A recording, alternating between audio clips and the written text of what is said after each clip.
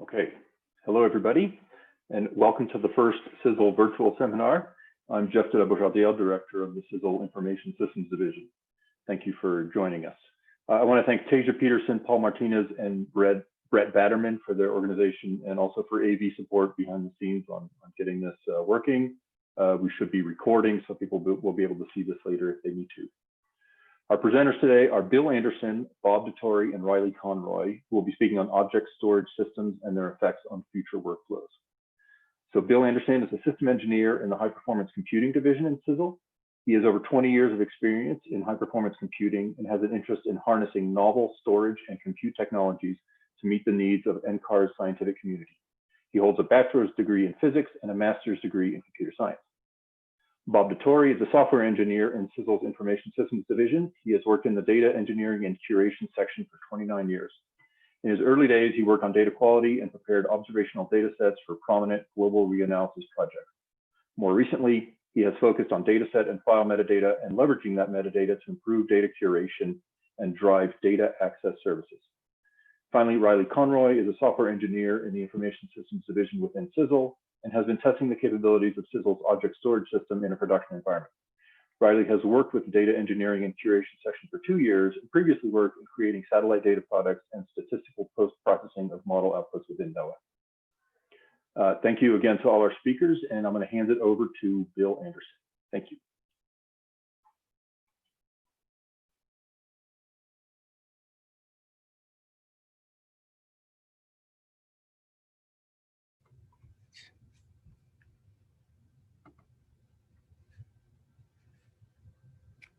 Yeah, so welcome. So Bob, Riley, and I have about 30 minutes worth of material in our slides, and then we'll be happy to try to answer any questions you have.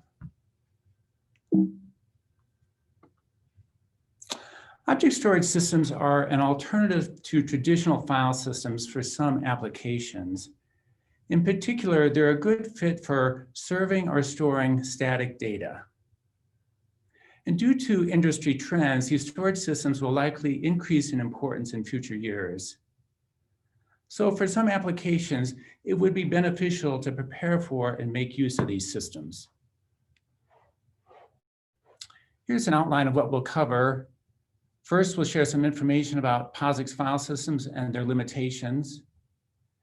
Then we'll share information about object storage systems. Third, we'll talk about good use cases for object storage systems. Fourth, we'll talk about future workflows and how object storage systems fit into those. Then we'll share some information about NCAR's object storage system. And finally, we'll share information about an early use of NCAR's object storage system with the Research Data Archive web service. So POSIX stands for Portable Operating System Interface, and it's a family of standards. And one of those standards is for file systems.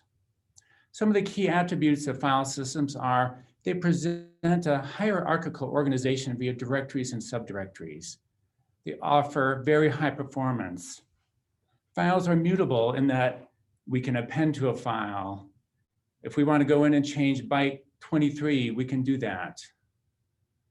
So POSIX file systems have a lot of great features, and they'll be needed and around indefinitely, but there are some limitations.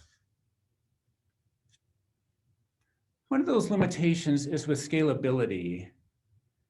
There are certain operations with parallel file systems that are serialized and that inhibit scalability. One set of those operations is with locking, and this occurs with all parallel file systems, including GLADE. So let's take a look at a specific concrete example of how locking affects scalability. So cache coherency. Suppose Cheyenne node 300 has a cached copy of a file.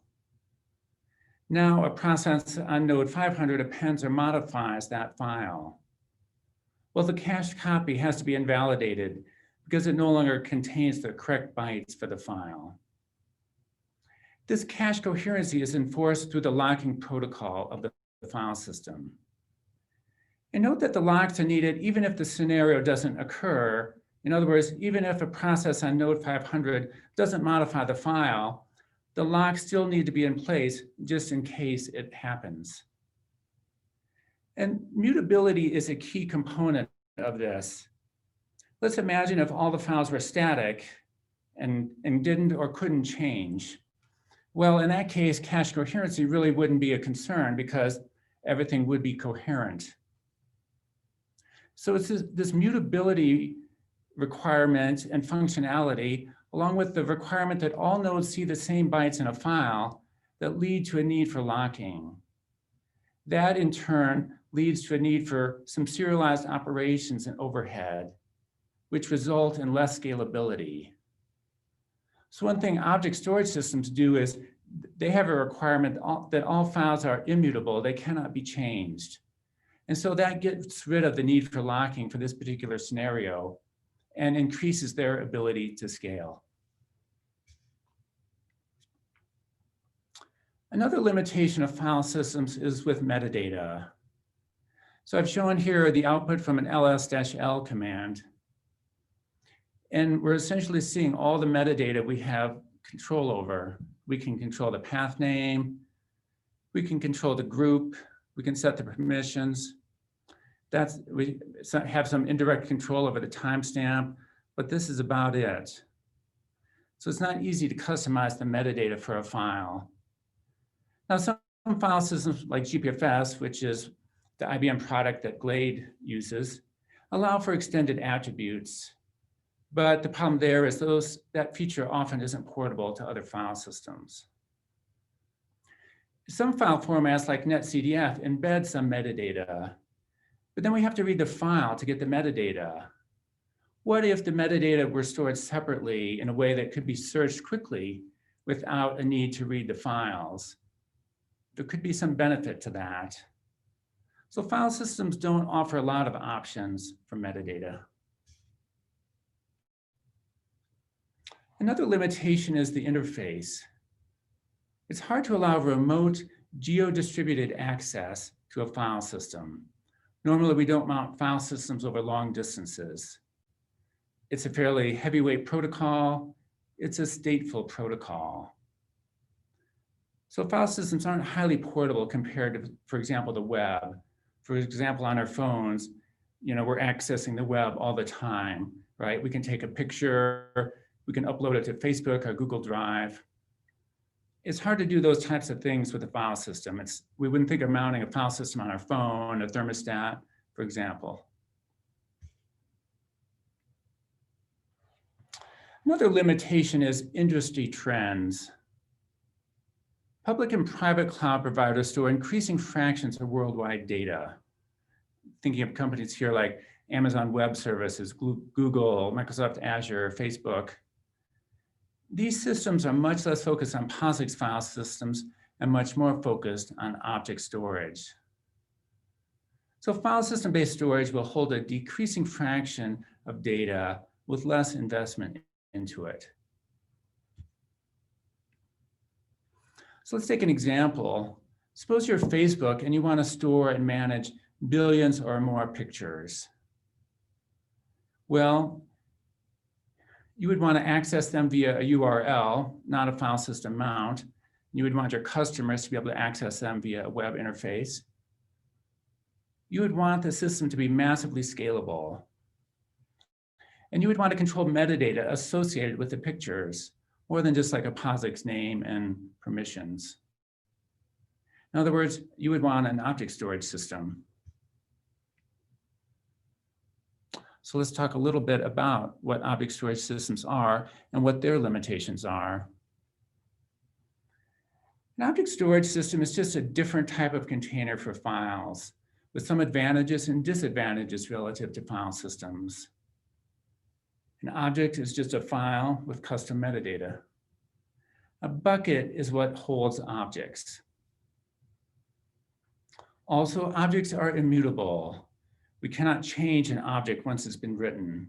We can't append to it. We can't change any part of it. If we want to change it, we have to rewrite the whole object. So like we talked about earlier, the benefit of this is increased scalability. Here's a couple of diagrams to illustrate the difference between these two systems. On the left side is a POSIX file system. Directories are the red boxes, files are the purple boxes. So each file is in a directory, as we know, and directories can contain other directories, can have a hierarchy. Object storage is on the right side, so each bucket is a green box here, then the yellow triangles represent objects. So every object has to be in a bucket, but it's a flat namespace within each bucket. In other words, buckets cannot contain other buckets. Now, in some systems, it's possible to simulate a hierarchy, but they don't have the full functionality of like a hierarchy on a POSIX file system. It truly is a flat namespace underneath. There are different types of object storage systems. We'll be discussing the most common type, which use what's called the S3 protocol and language on top of the ubiquitous HTTP protocol. So you may be familiar with HTTP. There are commands such as get and post, like a get command if we want to get a web page. If we're filling out a web form and want to send that information to a web server, we use the HTTP post command, or our browser does. So what S3 does is it leverages the HTTP protocol, that transport protocol, but instead of getting and putting web information and web pages, it allows us to get and put objects and take other actions. S3 was developed by Amazon Web Services, but it's a de facto standard. It's important that we understand there are different dialects of this language, however, in part because AWS is adding new features, but it can take time for other vendors to implement that language and protocol to incorporate those features into their version. So I think it's important we keep in mind there are different dialects out there for S3, even though there's a base set of functionality that's common. And most object storage systems, including those for competing cloud providers like Microsoft Azure and Google, provide an S3 interface of some sort. So it's fairly common. So yes, web requests are used to transfer and manage data. We can put an object, we can get an object, we can list objects, etc. This interface is great for the Internet of Things because, right, our phone is already used to using the web. Lots of devices, it's very easy to connect to the web. It's a simple protocol. So we talked about S3. We wouldn't normally use raw S3. It's a fairly low-level protocol. Instead, we would use command line tools, GUI tools, and libraries that are built on top of S3. So here's a diagram to illustrate what that hardware and software stack looks like. So on the bottom, we have object storage hardware. To talk to that hardware, we use the S3 protocol on top of HTTP.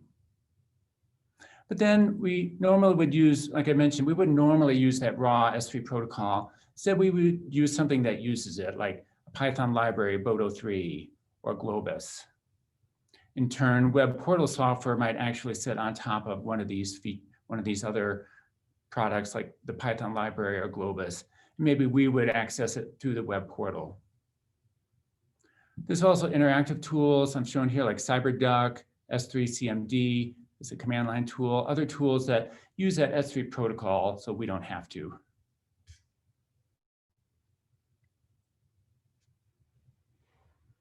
Another important aspect of the interface is that for object storage systems, is that it's a different security model than other storage systems, in particular for file systems. For file systems, normally we need to log on to a computer that has a file system mounted. There's really nothing to log on to for an object storage system. So instead, we use keys. There's an access key and a secret key. And the keys are just long strings like this example shown here. One thing is we need to be careful to prevent others from obtaining these keys, because if anyone obtains them, they can override our objects, they can delete them, and so forth. It's known that hackers scan through public repositories like GitHub or other repos or public websites looking for those keys that might be embedded in a script or some other document out there. So I think it's good if we're careful in how we manage those keys and how we protect them. I mentioned some of the interface, so I'll just show a little bit about those. CyberDuck, like I mentioned, that's an interactive tool for exploring an object storage system. So I have a screenshot here. Basically, you can list your buckets, you can list objects in the buckets and so forth. And you can get and put objects. There are command line interfaces. Here's one example using the AWS CP command.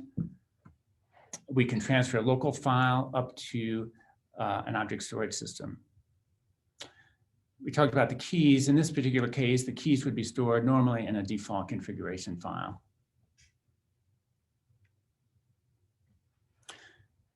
We talked a little bit about Python. So here's a complete Python program that uploads a file to an object in NCAR's object storage system.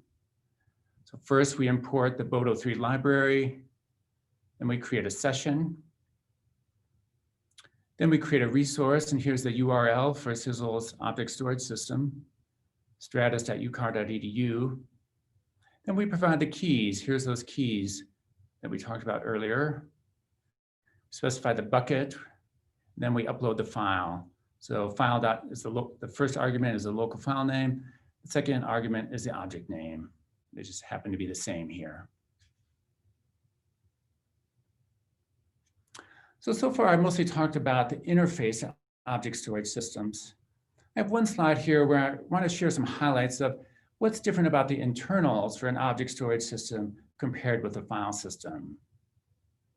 So normally, the underlying hardware is the same in the sense of the same types of disk drives, same types of servers are used in an object storage system as are used in a file system. What's different is how that data is placed on the hardware. And same is true with metadata.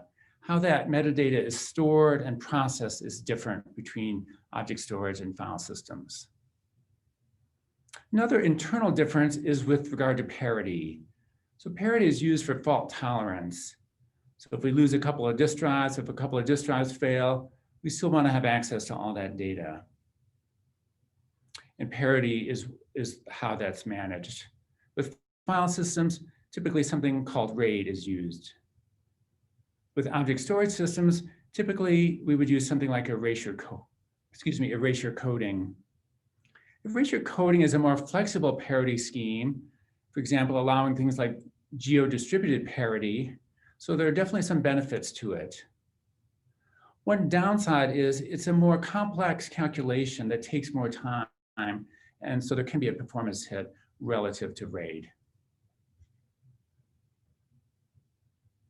I also have a slide here on system engineering. So just as users change their scripts and workflows to work with object storage systems, we change our tools and how we interact on the system engineering, for the system engineering perspective. So for example, how do we manage accounts with an object storage system? Security, we talked about using keys. So one thing we did was figure out how do we manage these keys? Parity, for example, with erasure coding, there are more configurable parameters with that. So we thought about how to configure that in an optimal way. Another example is performance. How do we measure performance of an object storage system? How do we benchmark one?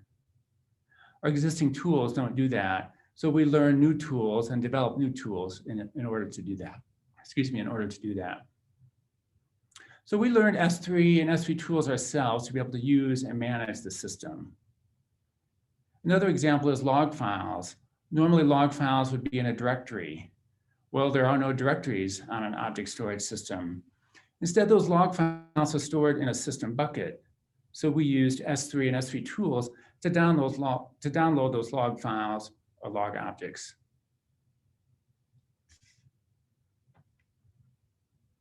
So key attributes of object storage systems. greater scalability, custom metadata for each object. It's limited metadata, but a great deal more than on a POSIX file system. Compatible and interoperable with private and public clouds. And also, like we talked about earlier, key attribute is that objects are immutable. We cannot edit or modify objects. The benefit is this reduces locking requirements and increases scalability. But it means we have to be careful about what we put on an object storage system. In other words, the data should be fairly static. If we're changing data a lot, that means we're rewriting entire objects all the time, and that's not very efficient. So here's a table that summarizes the strengths of file systems and object storage systems. So with file systems, we have a fine level of control over locking, which can be useful in some cases. We have a hierarchical structure of our files and directories. That can be a really nice way to organize our data. And we have a fine level of control over permissions for those directories. For example, in the third subdirectory down, we could say set the permissions in a particular way. Can't really do that with an object storage system. Another strength is immutable files, right? When we're changing files a lot, that's the strength of a file system. Also, file systems are compatible with a large base of existing codes and tools out there. Object storage strengths. So they use the ubiquitous HTTP protocol, which makes them very easy to use and access from lots of different devices.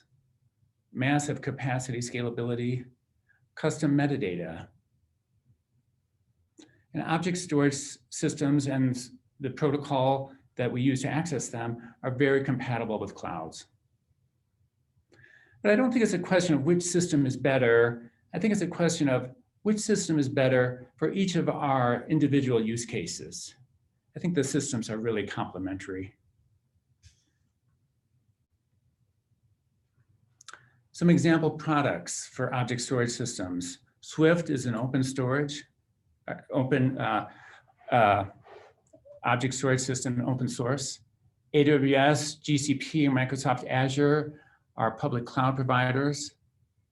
Ceph is also an open source object storage system. ActiveScale is the model of the object storage system that CISL has. IBM also makes an object storage system. So there are a number of options out there. So now let's talk about some sample use cases and where an object storage system would fit into a workflow.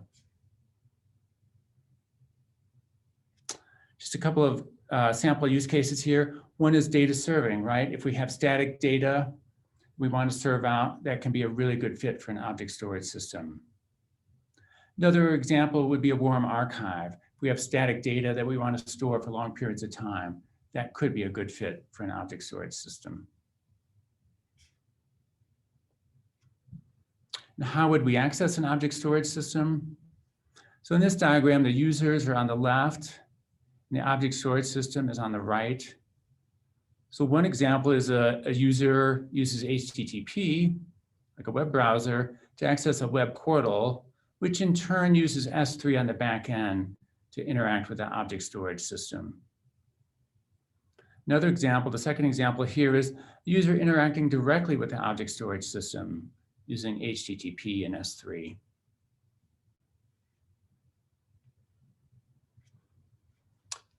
How does an object storage system fit into workflows? In this diagram, the blue boxes represent those activities that are a good fit for POSIX file system. The yellow boxes represent activities that are a good fit for object storage systems.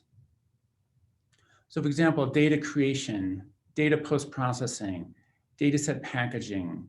These are all good fits for file systems because the data is still being modified a lot.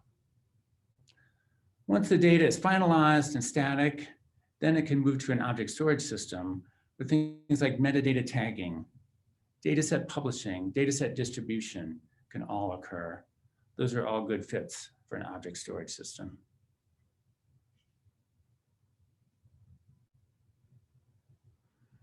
So like we talked about earlier, industry trends will lead to more use of object storage. To use an object storage system, we do have to change our software and our scripts to exploit the new interface. Although I think object storage systems will become more prevalent as time goes on, I also think file systems will be around indefinitely.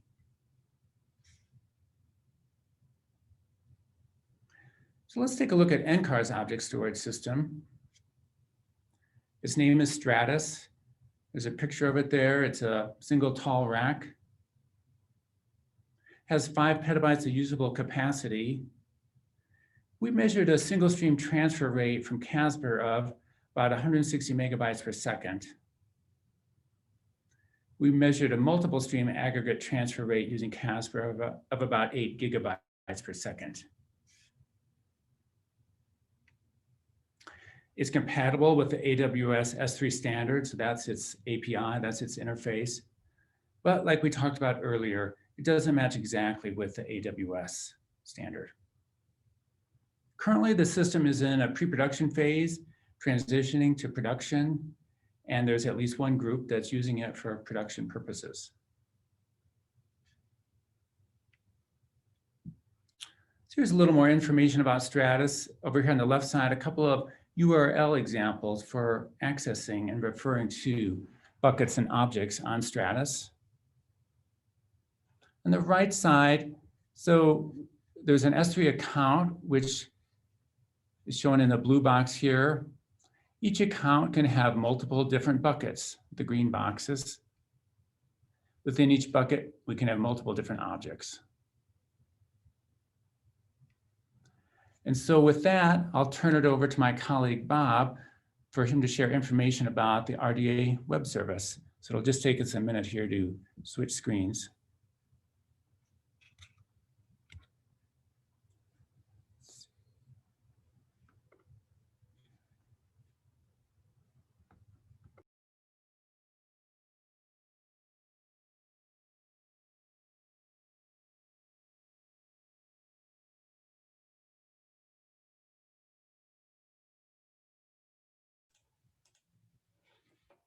Okay, so I'm going to talk about the RDA's early experiences with NCAR's object storage system, Stratus.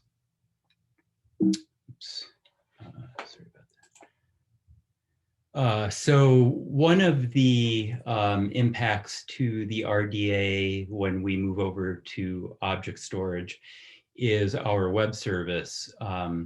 And we've been running an Apache web server for a lot of years. It's configured with the Apache directory directive, which maps URLs onto POSIX files that sit on Glade. And Glade is mounted on the physical machine that hosts our web server. So how do we expose data files that now sit on object store?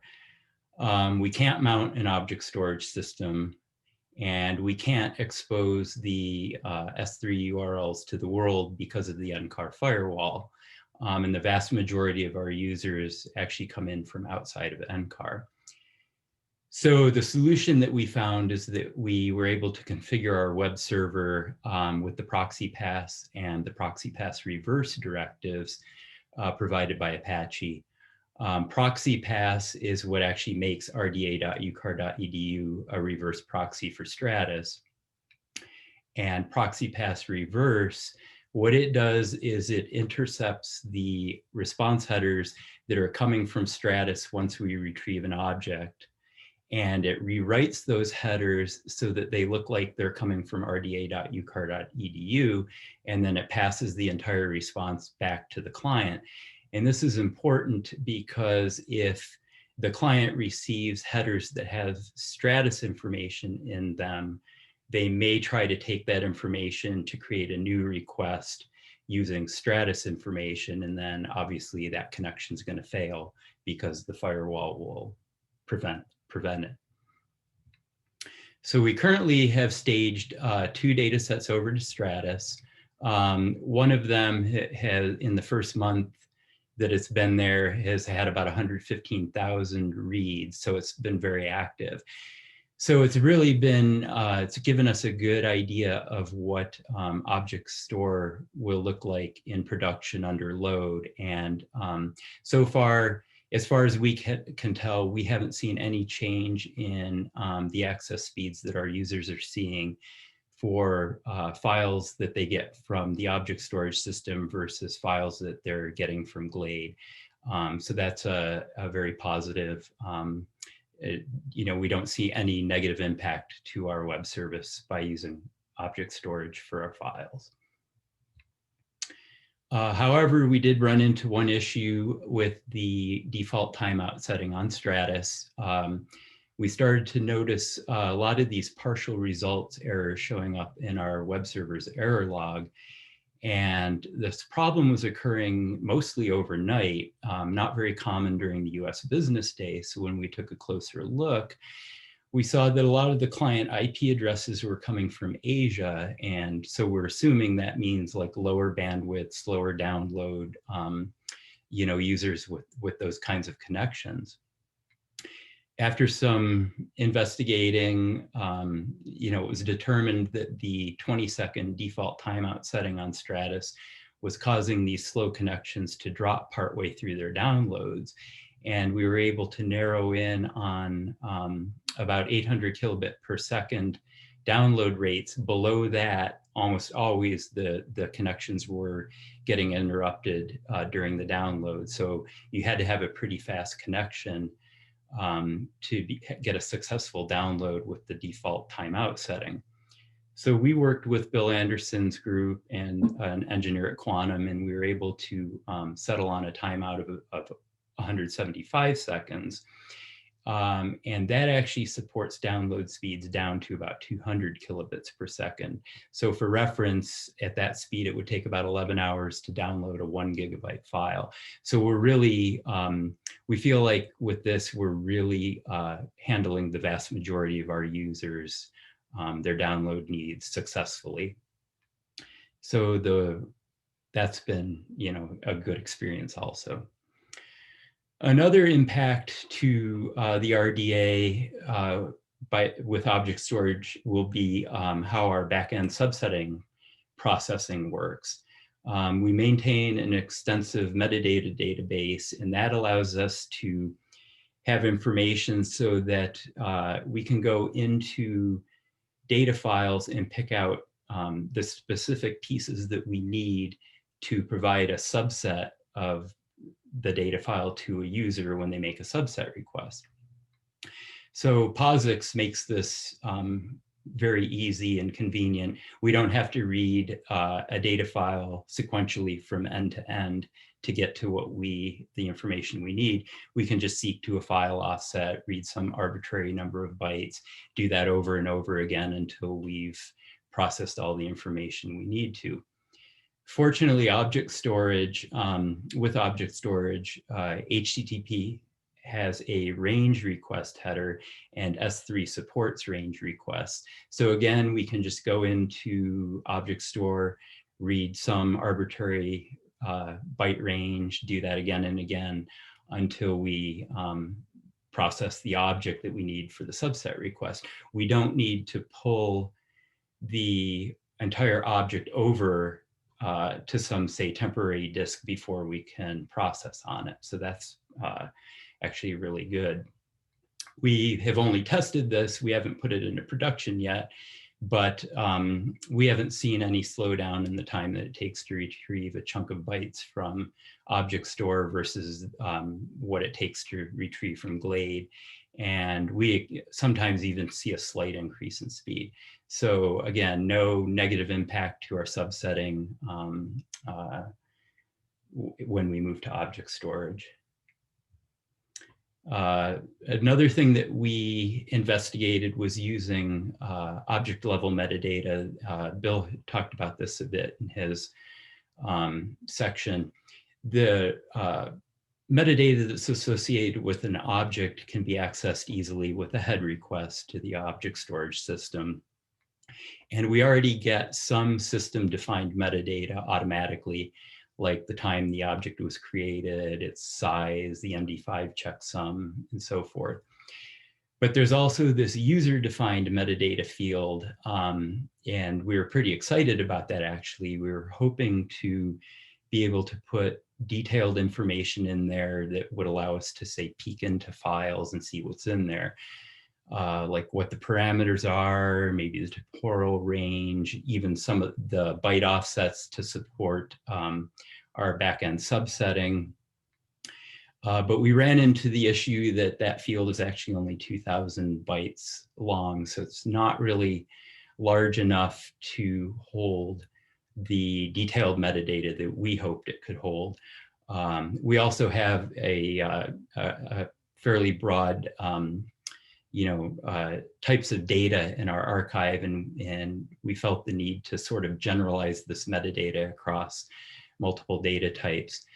So we ended up settling on kind of a tiny metadata standard of additional required metadata that we would like to see go into that field. Things like the account that was used to upload an object, a persistent identifier, if one exists for the object or for the collection where the object resides, and an institution name, which could become important if NCAR decides to open up its object storage system to a larger community. We would want to know basically who owns objects, especially if they're being written from outside of NCAR. So this was a bit of a disappointment for us, but we, like I said, we did investigate using that field. And lastly, we have the challenge now of migrating our software that is working with data files that reside in a POSIX file system to now data that's sitting on an object storage system. So one thing we've done is we wrote a Python tool. It can be run as a command line tool, or it can be imported as a Python module. And it's built on top of Boto 3, which abstracts away a lot of the S3 particulars like authentication, setting up the connection, and so forth. And it has some nice features.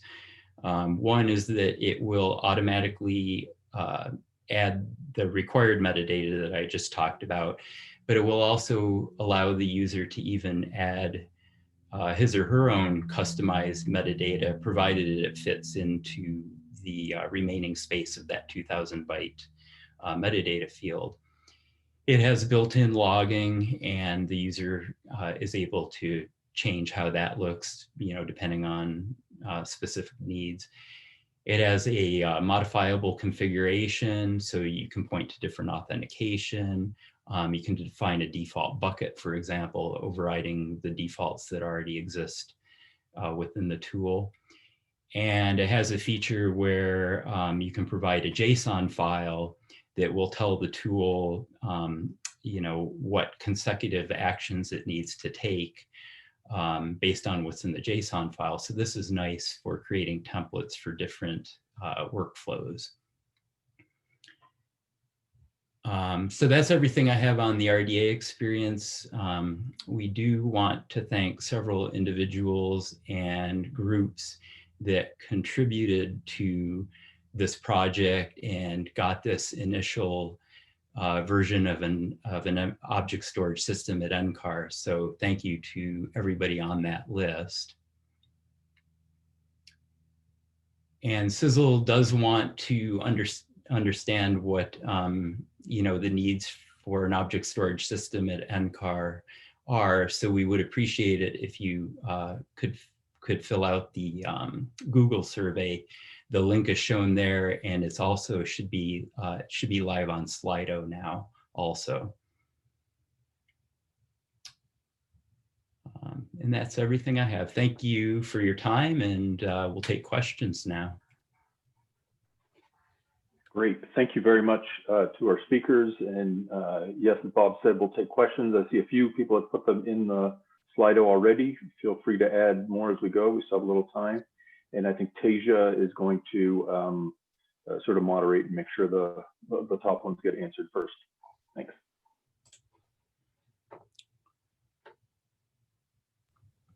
Okay, yeah, so what is the learning curve for dealing with an object storage system? To learn to deal with the basics is not very difficult. In my experience, a couple of weeks of intense activity and learning, you know, I think there's a lot of advanced features that will take some time to learn, but I think to use the basics to be able to transfer objects, list objects, manage buckets, and so forth is not too difficult. That's my experience. I'm not sure if Bob has anything to add there, or Riley.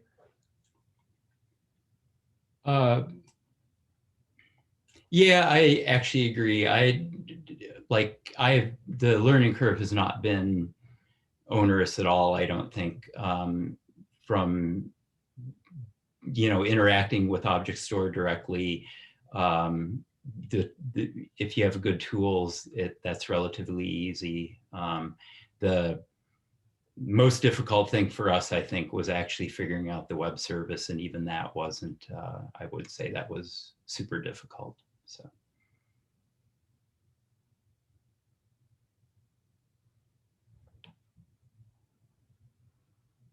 What is the roadmap for future object store expansion in CISL?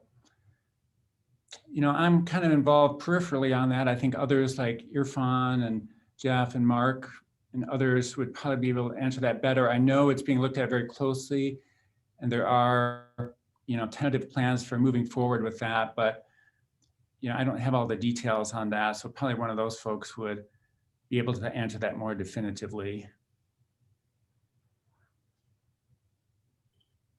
Yeah, I could chime in here. I think Irfan is not configured on the Zoom and able to actually speak, assuming he's listening right now.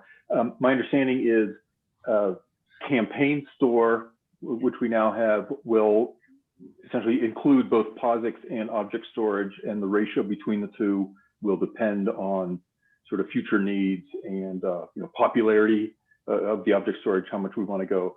Right now, our capacity is not very large, right? Only 5 petabytes.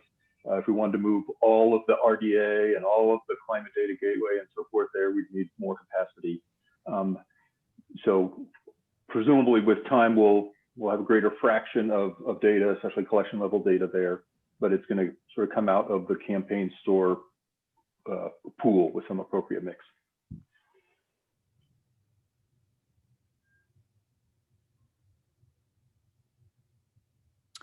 Okay, does object metadata need to be immutable? If so, how would the system support the metadata most recent access time?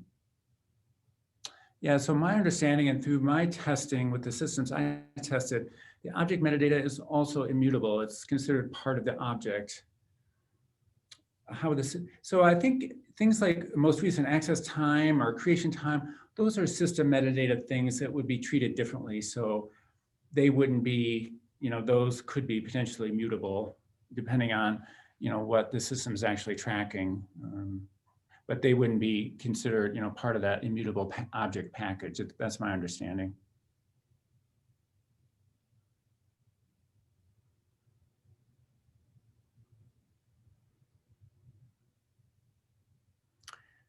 So what would a best practice be for storing secret keys in a safe way? Yes, I don't think we have a lot of experience with that yet. I mean, I think one kind of simple way that would, you know, get 80% of the way there, for example, might be to, you know, not put the key in lots of files, but rather put the keys in one file that's heavily locked down. Then scripts and other things would only access that file. That would be one, you know, way to kind of protect those keys. But I think there may be some open source tools that would allow that as well. But I think the question also is something that, you know, NCAR and CISL, as we move forward with object storage systems, I think that would be good to have a discussion about, bring in some security folks and others to talk about best ways so that we can all, you know, develop and use a best practice rather than everyone kind of reinventing or figuring it out on their own. Hope that answered that or helped.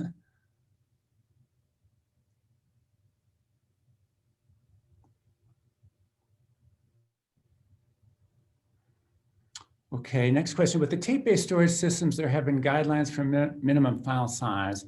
For object storage, would there be any issue with lots of small files?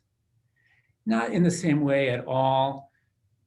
I think there's a performance benefit for using larger files, so it would help, you as a user if you're able to use larger files. But there's, no big reason that you would have to use small files. It's more for your benefit. On the tape side, there's tape systems are not great at, small IOs because you're doing a lot of mechanical seeks. And so there are kind of system reasons why it's good to have larger files. But that's not the case on object storage system. It's really your decision. I think you'll see, benefit with larger files. And I think we would encourage folks to go in that direction because it uses a system more efficiently, but it's not as big a deal like it is on the tape side.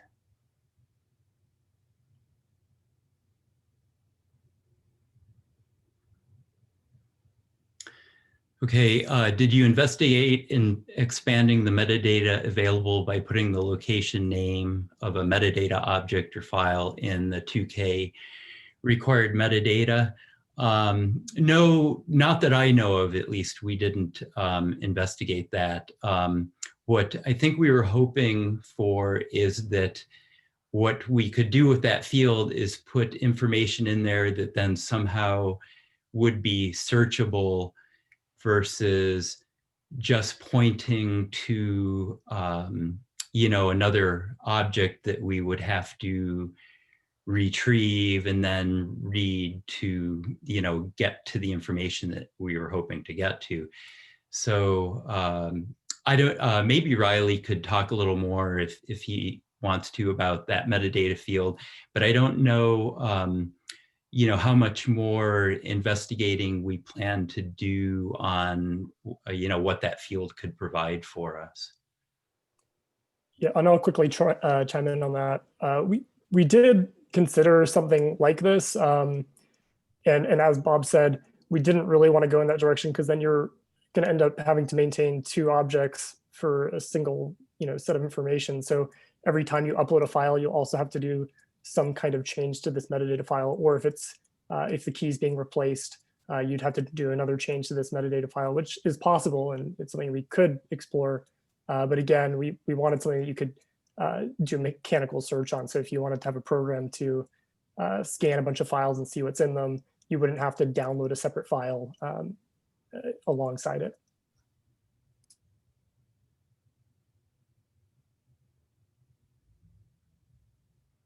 Yeah, and next question, Seth's question, could you work around the 2K metadata limit by saving a separate metadata object? I think Riley answered that, but if not, please ask again for clarification, I guess.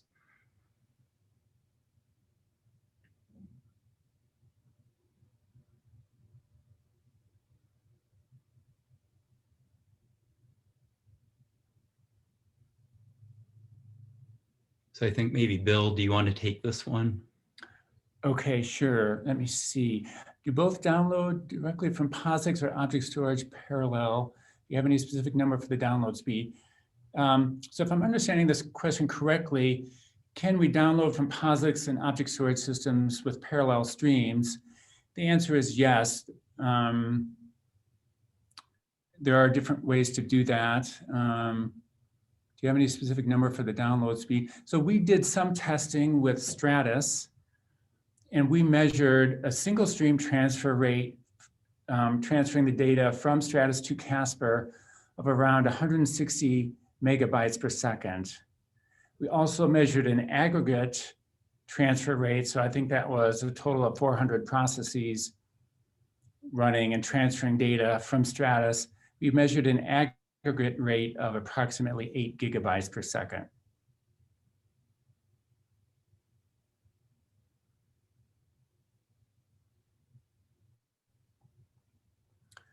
Are there plans to make object store datasets accessible and readable by public users, or will public users rely on APIs like RDA to access the object store?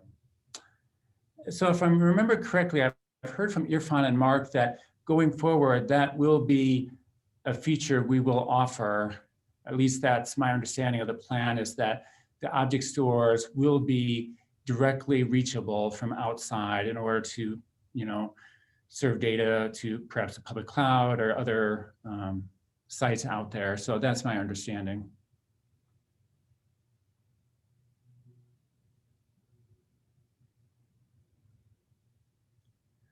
Storing keys in a safe way. The keys are sent to the users via clear text email, so it's not totally secure from the beginning.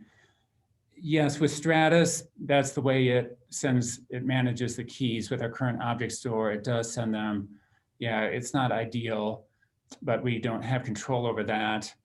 But I still think, yes, while there's some exposure there, I still think it makes sense to protect those, by having them keeping them in a file that's locked down. You can delete the emails. It's still worth taking some steps to protect those. And going forward, perhaps with, if we do expand object storage, we'll have different ways of distributing those keys to folks.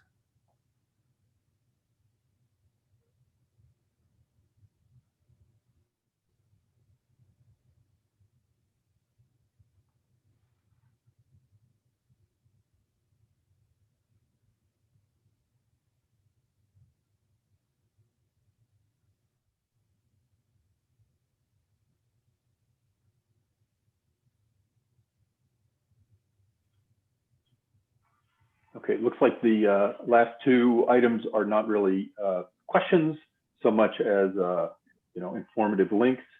And I'm going to add one more little bit of info. Whoops, sorry, I can't do it without my name here. Should show up in the Slido. So I want to, seems like we're done with questions. So I wanted to thank our speakers once again, and also thank the people behind the scenes to make this run. And just to let you know that this was the first of the CISL virtual seminar series. Obviously we had to cancel because everybody went home because of the pandemic, but we're going to try to do this monthly. If you want to suggest a speaker or you want to volunteer to be a speaker, please contact me, jeffdlb@ucar.edu. Address is there in the Slido. So thanks again for listening and for speaking. The recording will be available if people missed it. So look for that if you want. Have a great day, everybody.